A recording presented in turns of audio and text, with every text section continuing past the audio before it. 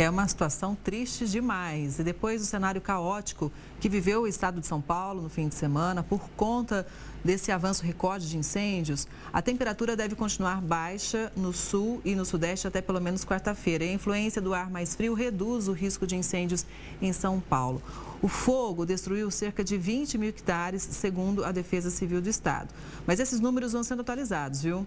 Inclusive, 48 municípios paulistas continuam em alerta máximo para as queimadas. Para falar sobre a previsão do tempo, também analisar esse cenário ainda preocupante, a gente faz conexão com o meteorologista da Climatempo, Guilherme Borges. Guilherme, boa tarde. É sempre bom te ouvir, contar com a sua análise. A gente viu ali na reportagem que, apesar dessa virada do tempo, né, esfriou, choveu, em algumas regiões ainda é possível ver fumaça. Esse, claro, é um sinal de alerta para todo mundo, né? Boa tarde mais uma vez. Boa tarde, prazer estar aqui contigo. Infelizmente, a gente segue com essa condição, né? O tempo é muito seco na região central brasileira nessa época do ano. A gente teve a frente fria quebrando esse ciclo, né, de dias quentes, mas se a gente olhar para trás, a gente teve uma semana que passou muito quente, com temperaturas acima da normalidade e umidade relativa do ar muito baixa, caindo a níveis abaixo de 12%, níveis de emergência, né, que acabou culminando nessa tragédia que a gente viu no final de semana, né? Esse início de semana começa com tempo já seco, já não tem previsão de chuva para toda a região sudeste, centro-oeste e sul também, né, nessa segunda-feira, e essa condição de tempo mais seco vai se manter ao longo de toda a semana. O tempo seco vai predominar e a umidade vai seguir baixa, principalmente no centro-oeste e em boa parte do sudeste, pegando principalmente a faixa oeste, que foi atingida por essas queimadas mais significativas. A umidade deve ficar abaixo de 30%, que é característico de agora. Exato. Agora, Guilherme, a gente ficou, inclusive, mais aliviado desde ontem, né, quando a Defesa Civil da região de Ribeirão Preto disse, olha, a gente não tem aqui nenhum registro mais de queimada oficial, não tem nenhuma ocorrência, mas é preciso ter um cuidado, uma vez que o tempo fica com a umidade muito baixa, como você alertou para a gente, porque o fogo pode voltar. Inclusive, até mesmo o monitoramento de satélite, às vezes, pode ter um erro ou outro, Guilherme. Como é que é? Pode sim, ó. A gente sempre precisa ter um cuidado, né? Nessa indicativo de que não tenham novos focos. Porque quando a gente tem uma banda de nebulosidade muito forte da frente fria se deslocando, que levou chuva para a região, ela cobre e o satélite não consegue identificar o foco. Porque como é que o satélite verifica os focos de queimadas? Ele tem um zoom, né? Ele tem um zoom muito grande e identifica a pluma da queimada, pluma da fumaça. Aí ele identifica o foco. Se a gente tem uma nebulosidade cobrindo, uma nebulosidade de uma frente fria, por exemplo, ela mascara isso. Podem ter focos atuantes ali e o satélite não está vendo. Então, consequentemente, podem aparecer novos focos a partir de hoje, porque a frente fria já se deslocou, né? Então, a gente precisa, sim, ter um cuidado, porque vai que algum foco de queimada ficou mais ou menos não tão apagado, pode retornar sim. Então, a gente precisa ter um cuidado em torno desse, ficou bem apagado, o vento se intensificar. A gente não tem previsão de ventos fortes ali para a região, mas qualquer vento ajuda a empurrar essas fagulhas antigas e até reacender alguma queimada ou outra. Então, a gente precisa ter um certo cuidado com esse mascaramento que a frente fria pode ter causado. Um outro ponto que eu acho importante a gente trazer, Guilherme, é justamente sobre a qualidade do ar. Você já me disse que a umidade vai piorar uma vez que não tem mais previsão de chuva, né? Aliás, uma chuva que foi muito bem-vinda ontem no estado de São Paulo, em grande parte do estado de São Paulo. Agora, com relação às partículas, né, de fuligem, de poeira, que levou muita gente para o hospital, pelo menos nisso, dá para dizer que a chuva já resolveu ou a gente tem que ficar em alerta porque tem mais tempo seco por aí? Então, a gente teve uma melhora assim, a chuva ela funciona para limpar a atmosfera. Quando ela vem chovendo, ela vem tirando todo esse particulado das fumaças, né, do ar, então, consequentemente, vai limpando, vai deixando mais respirável o ar. Entretanto, ao longo dos próximos dias, a umidade volta a cair novamente. A umidade ela sempre gera uma preocupação na gente, porque ela nos exige mais tomar mais água, né? Ela pede mais água, nosso corpo pede mais água, né? E também em relação à boca seca, as narinas ressecadas e, consequentemente, aos problemas respiratórios que podem retornar, que são muito recorrentes nessa época do ano, pelo tempo muito seco, a sequência de tempo muito seco. A tendência é que os próximos dias voltem a ser secos. Então, consequentemente, já se torna o ar mais prejudicado ao longo dos próximos dias. Guilherme, uma outra notícia que chamou bastante atenção foi em relação ao Distrito Federal, porque muita gente se surpreendeu com a quantidade de fumaça. Da onde que veio essa fumaça? Foi do estado de São Paulo mesmo? Então, subiu um pouco, principalmente pelo deslocamento da frente fria. Ela virou o vento para o quadrante norte e noroeste e empurrou um pouco dessa fumaça para lá. Mas não só do estado de São Paulo. Essa fumaça pegou também da região norte e centro-oeste.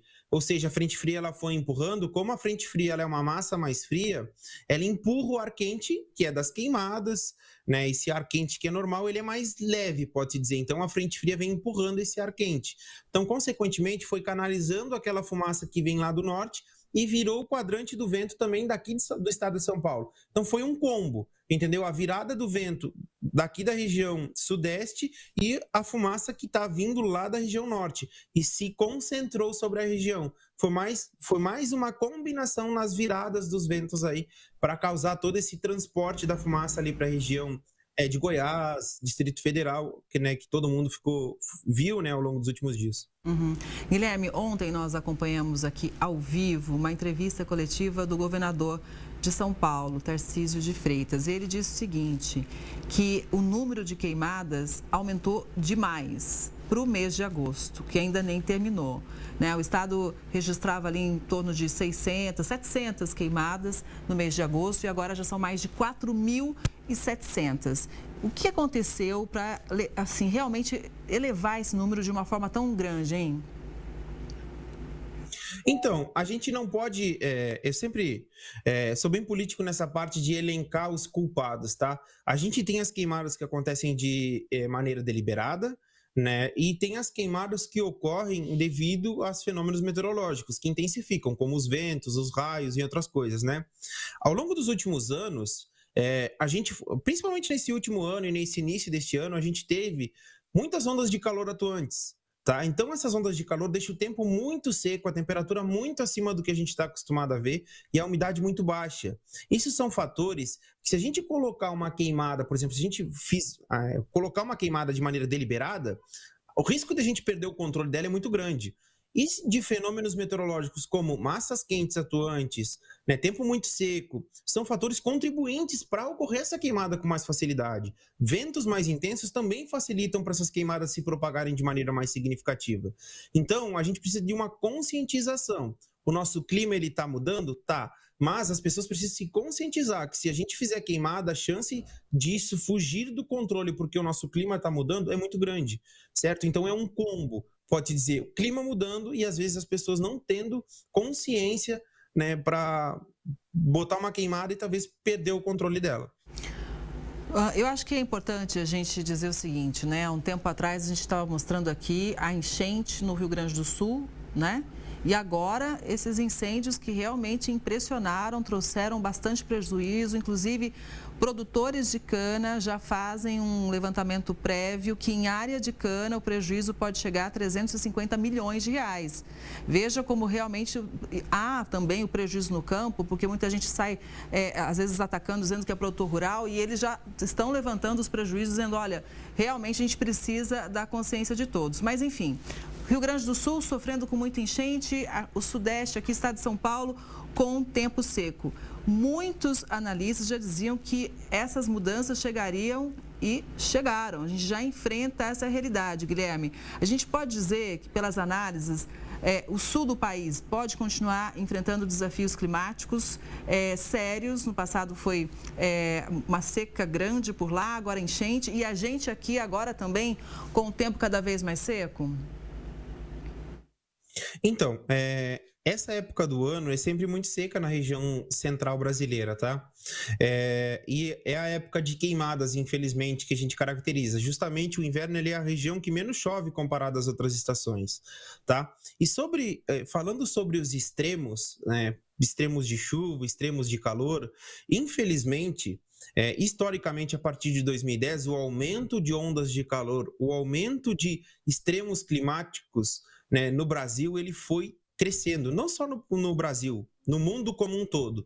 Esses extremos climáticos, eles estão mais evidentes. E a chuva, né, a gente chama atenção, né, para a chuva extrema no Rio Grande do Sul, foi o que mais chamou atenção, mas se a gente parar para analisar, a gente teve extremo de chuva em São Paulo, a gente teve extremo de chuva no Rio de Janeiro, a gente teve extremo de chuva no Rio Grande do Norte.